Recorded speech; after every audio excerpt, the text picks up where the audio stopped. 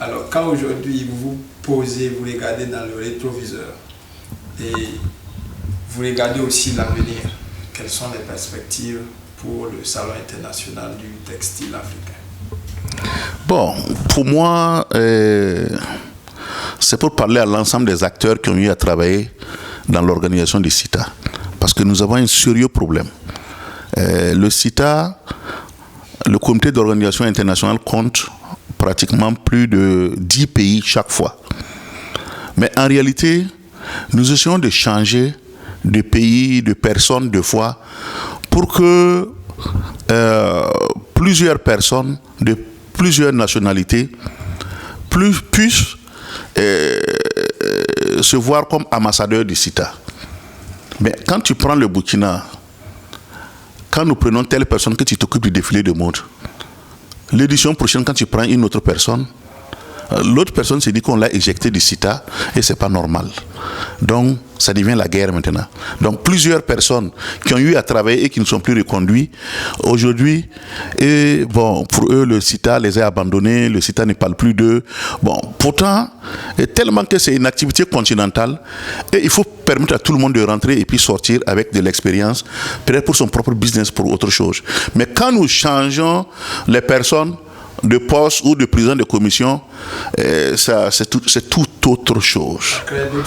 Ça crée d'autres frustrations. Mais ça, on ne regarde pas les objectifs du CITA.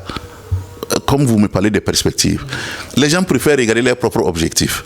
Pourtant, les objectifs et les perspectives pour le CITA aujourd'hui, pour moi, je suis là aujourd'hui, je ne suis pas là demain.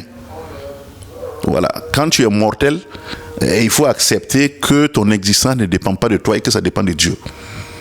Donc, pour moi, tous ceux qui ont eu à se frotter au CITA et tout, vous voyez, on a un forum WhatsApp CITA, même tous ceux qui veulent rentrer peuvent rentrer dedans. C'est pour que les gens puissent pérenniser l'initiative, même après moi. Et déjà qu'une activité, il y a des acteurs de l'État qui copient, déjà qu'une activité, il y a des gouvernements qui pensent qu'on peut venir faire dans leur pays.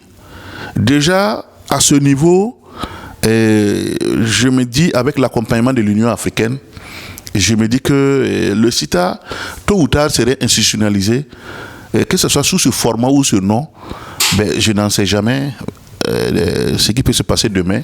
Mais moi, je suis convaincu qu'à force de pousser les jeunes à promouvoir le textile africain, à aller vers l'excellence, des gens auront l'amour de ce combat-là, du panafricanisme pacifique, économique, pour pérenniser le CITA. Donc moi, c'est ce que je sais.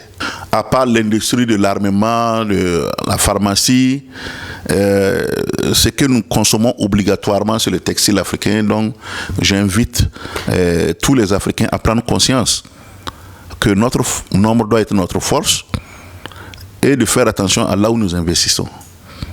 Voilà. Donc, et je pense que tout ce qui nous arrive aujourd'hui, technologiquement, avec les réseaux sociaux, on s'en rend compte qu'ils ne sont pas mieux que nous. Mais là où ils sont mieux que nous, c'est qu'on achète tout avec eux et on ne les vend rien.